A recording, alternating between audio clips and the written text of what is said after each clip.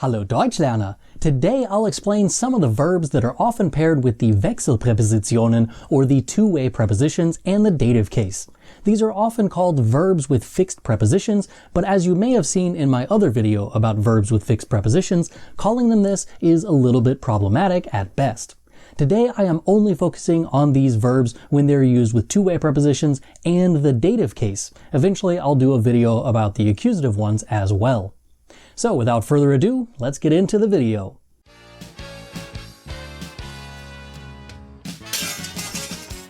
First up we have the preposition an, which usually translates as on. This would be simple enough if it weren't for a pesky word called auf, which also means on, and we have to decide which one to use. Let's try some examples and explore why we use an instead of auf. Arbeiten an. To work on. Ich arbeite gerade an meinem Auto. I am working on my car right now. This one is a pretty simple distinction. You aren't on top of your car, you are working on it. Since this could lead to some confusion if you used auf, we use an instead. Erkranken an. To get sick with. Mein Bruder erkrankt an Durchfall. My brother is getting sick with diarrhea.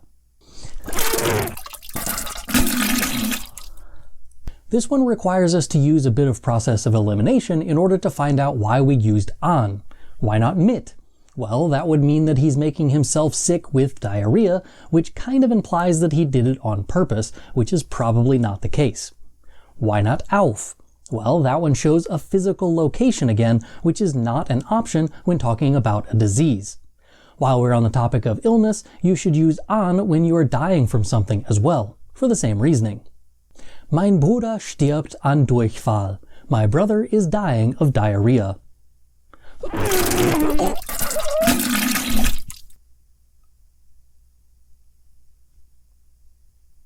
You can also use an when you're suffering from something.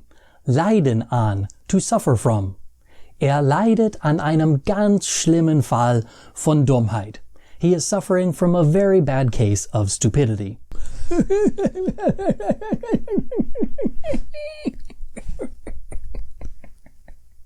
You can also suffer under something, which basically is the same thing, but you have to use unter instead of an. Leiden unter, to suffer due to. Ich leide unter Heuschnupfen. I suffer from allergies, or I suffer under allergies. Achoo!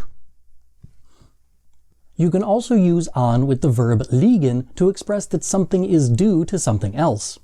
Liegen an, or es liegt an, to be due to, or it is due to. Es liegt an seinem niedrigen Bildungsniveau. It is due to his low education level. Zweifeln an, to doubt about somebody or something, to be dubious about something. Der Polizist zweifelt an der Unschuld des Mannes. The police officer is dubious of the innocence of the man.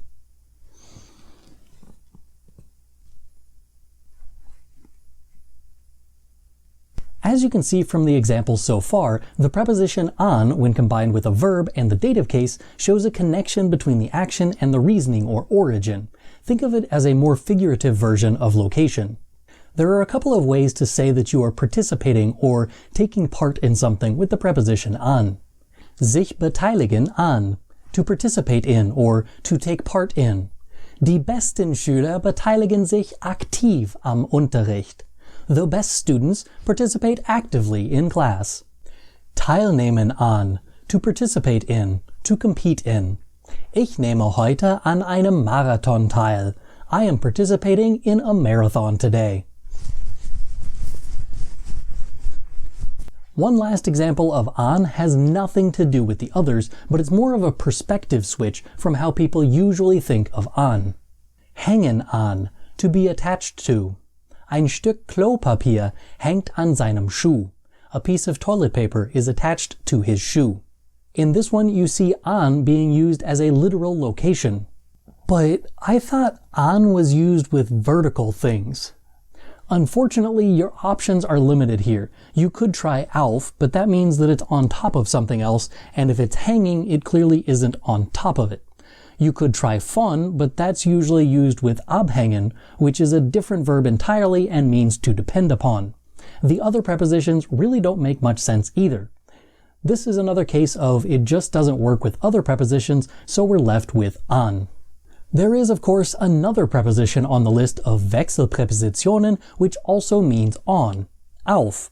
The easiest way that I have found to tell an and auf apart when they aren't used for their literal location meanings is to translate an as on and auf as upon.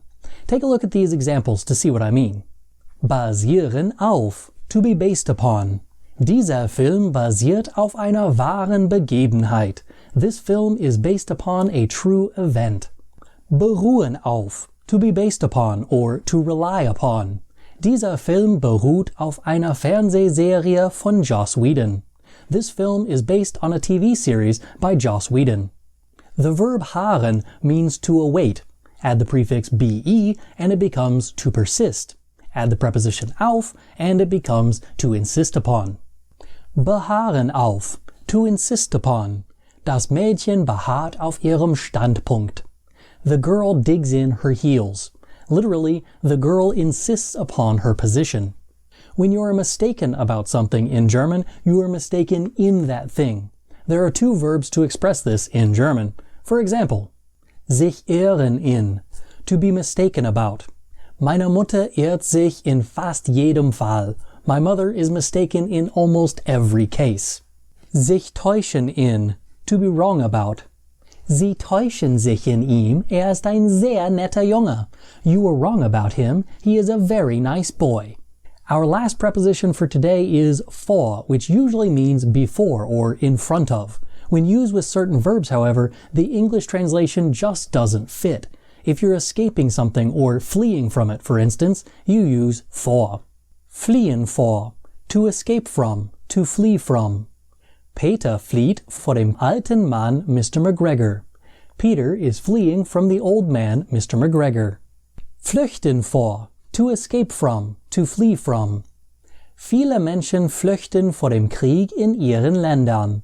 Many people are fleeing from the war in their countries. How does that make any sense? Why not von? They're fleeing from those things. Well, there actually are a few options for flüchten. Check out these examples. Herr Antrim flüchtet aus dem Gefängnis. Herr Antrim flees out of the prison. Dann flüchtet von der Insel. Then he flees from the island. Flüchtet vor Angst. He is fleeing out of fear. Okay, now I'm even more confused. How do I know which preposition to use? When you are leaving somewhere, if you would use aus with any other verb, use aus with flüchten. Same with von. If neither aus nor von seem right for the situation, or it's more abstract, use vor. Ich gehe aus dem Haus. Ich flüchte aus dem Haus. I am going out of the house. I am fleeing out of the house. Ich fliege von der Erde weg. Ich flüchte von der Erde. I am flying away from the earth. I am fleeing away from the earth. Ich flüchte vor dem Sturm. I am fleeing away from the storm. If you are afraid of something, you also use vor. Sich fürchten vor, to be afraid of. Ich fürchte mich vor keine Spinne, aber diese Spinne ist riesengroß. I am not afraid of any spider, but this spider is gigantic. You can also protect someone from something with the preposition vor. Schützen vor, to protect from. Schützt mich vor dem Regen. He is protecting me from the rain. It naturally follows then that you would also use vor with the verb warnen. Warnen vor, to warn about. Der Obdachlose warnt uns vor dem Weltuntergang. The homeless man warns us about the end of the world.